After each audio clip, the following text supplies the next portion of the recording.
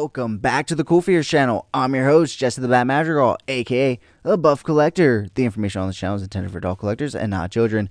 And today we're going to be taking a look at the NECA Toys Predator 2 Battle Damaged Predator. But first, if you're new, then welcome. This channel is all about cool action figures, analyzing them, hunting them, taking pics of them, and of course, playing with them. If that's your sort of thing, make sure you're hitting that bell icon so you stay notified when I do upload new videos, and go ahead and hit that like button if you're enjoying this video or any content that I put out. It really helps the channel grow, and it's free and easy for you to do. And if you haven't already, go ahead and hit that subscribe button. It is a very small goal of mine to try to reach at least one new subscriber per new video that I put out, so please be my one new subscriber for this video. Thank you so much in advance. With all of that out of the way, once again, we're going to be taking a look at the NECA Toys Battle Damaged Predator from Predator 2.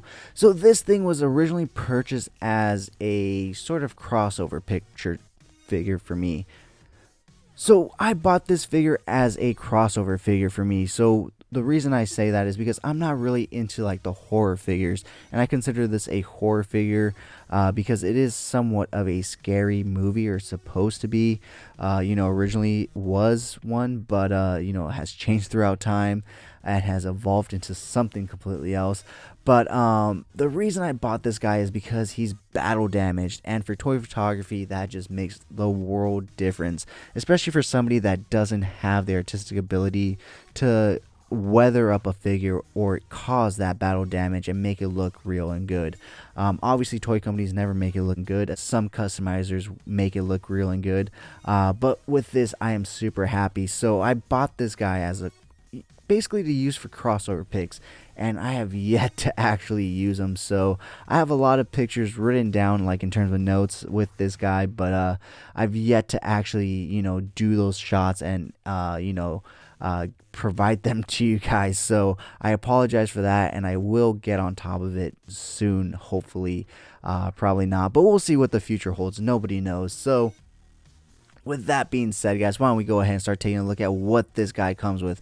So he does come with one other alternate head sculpt in the box besides this unmasked Predator head, and that is a half-masked Predator head. As you can see, he only has half his mask right there, which is cool, but at the same time, I really wish the helmet would fit on his head, because you do get a helmet that's off his head, but if you try and attempt to put this on it, it's not gonna fit. So it's a good try. It really looks really cool, but I do really wish that we'd be able to put it on his actual face, and we have the ability to have a fully masked Predator.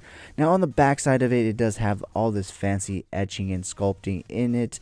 I don't know why, but it is there. Well, I do know why, because it goes in with the Predator lore and their culture and all that other stuff.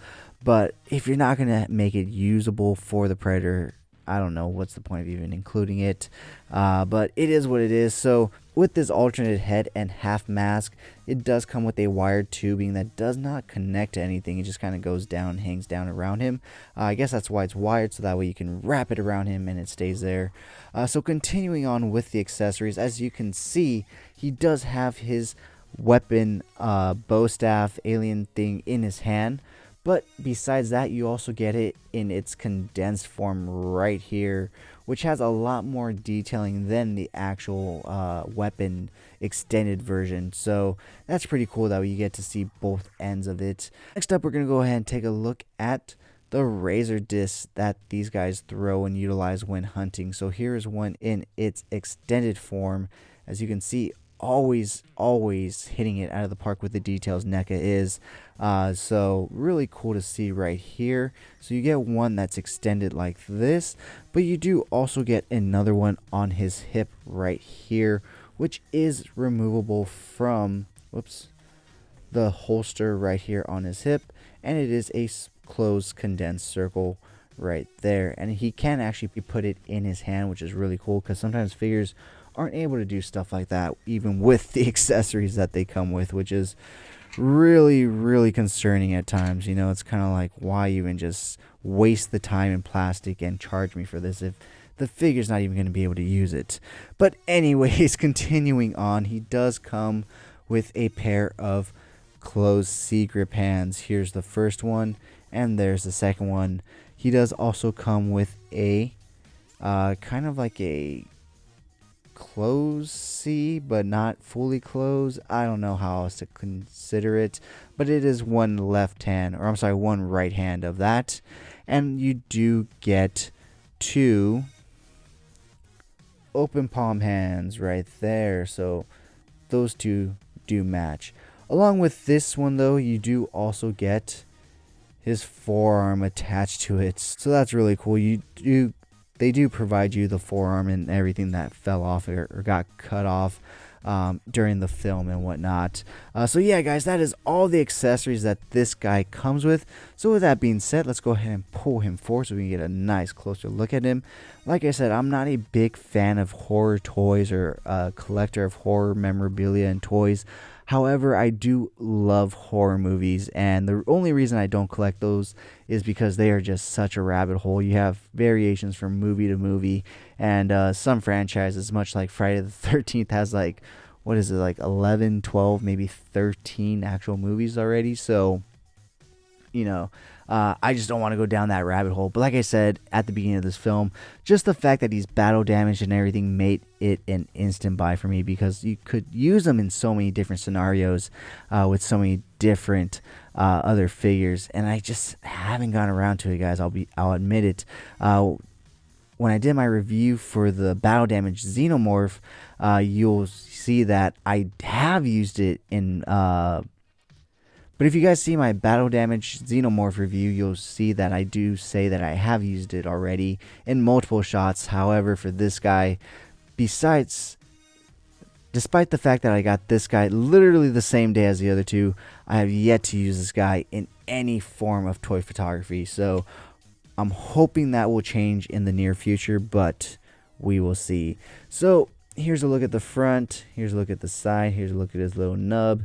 Here's a look at the back. You do get this nice little clip right here to supposedly hold the bow staff, but it doesn't really hold it too well. I mean, I guess it does, but yeah, you do get that. Here's a look at his right side, and you do also get these, you know, knives that he gets, which is really cool. I just wish, 1, they were able to retract back into his forearm, or 2, just be removable, because trying to get the hands on with this thing right there is so scary. I'm afraid I'm just gonna snap this piece off, and you know, NECA's not gonna come through and, you know, replace them or reimburse me or anything like that. So yeah, be super careful with this right arm when you're plugging in holes or plugging in hands and whatnot. So yeah, with that being said, let's go ahead and take a look at this guy's articulation. He can look not too far down, or else his head pops off, as you just saw. Go ahead and take this bow staff off, put his head back on. There we go. So he can essentially look down that much. He can look up that much, which is kind of weird though, but he can. He has head swivel to the, he can look all the way to the right, all the way to the left. He has very little wobble, wobble, swabble for his head. His arms do go out to a T pose. As you can see, the shoulder pad is attached to the lower part of the arm instead of the upper part. Now I'm going to go ahead and show you the next few ones on his left arm instead of his right, since he has no lower right arm. So he does come with double hinge elbows, or I'm sorry. No, yeah, he does come with double hinge elbows. It's just mine is stuck, and I've yet to hit it with a blow dryer despite having him for months now at this point.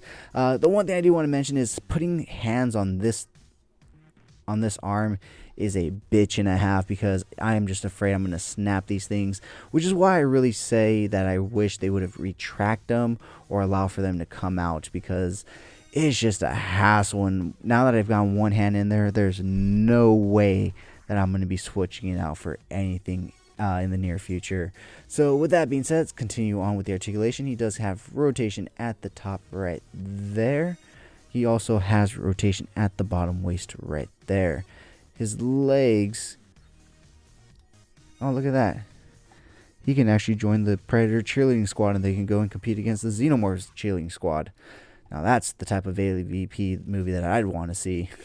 I hope you guys know I'm 100% joking. So as far as kicking out, he can't even kick out far. I think I just need to hit it with the blow dryer and loosen up some joints. As far as backwards, it goes back just barely. He does come with double hinge knees. Once again, I need to hit it with a blow dryer, but you can see him right there with the 2 peg holes. So last but certainly not least, we do have the ankle articulation, which goes down that far, goes up that far, and you do get a bit of a wobble, hobble, swabble right down there.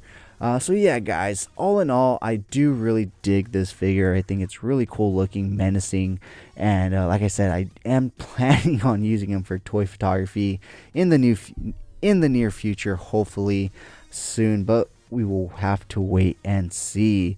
But yeah, guys, with that being said, let's go ahead and take a look at some really cool pics that I took of this guy, and we'll be right back.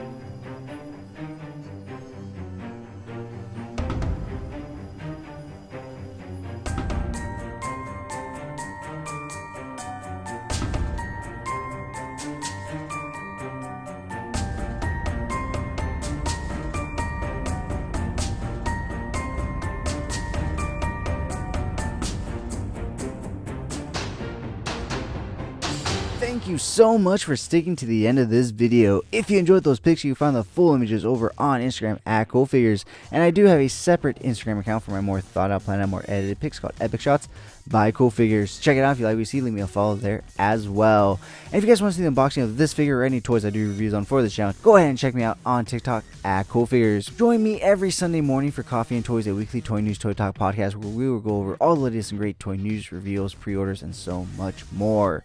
And thank you so much to this channel sponsor, CoolFigurez Store. Check them out for your Funko Pop, anime, and Pokemon card and toy print needs. And of course, use code CoolFigurez at checkout for 10% off your order. CoolFigurez Store, check them out, guys. So if you did enjoy this video, please remember to give it a thumbs up. It really helps the channel grow. If you haven't already, please hit that subscribe button. But whether or not you're a subscriber, thank you so much for taking time out of your busy day to listen to me talk about toys. I really do appreciate it. As always, I'm your host, Jesse the Bat Madrigal, aka the Buff Collector, and I'll talk to you guys in the next video.